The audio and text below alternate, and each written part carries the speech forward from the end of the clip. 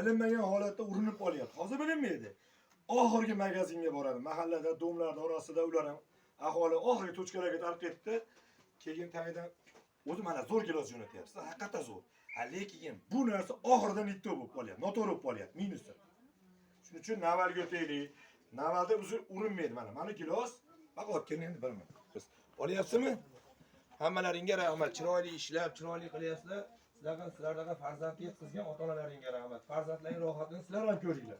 Men birorta yomonini ko'rmadim. 1 kilo emas, biror dona. Ota-onalaringga rahmat. Lekin meni xoli qilganda opalar savol beraman. Faqat to'g'ri gapirasiz, sizlar olganim yo'q.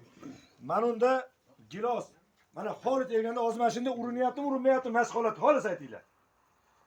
Uringan yo'q-a? Ha, ana nimaga urinmayapti? Hali gilos zarba yegan yo'q. 12 kiryapti xonaga. Orqasidan urganda do'sheshkada amortizatsiya berib gilos urinyapti.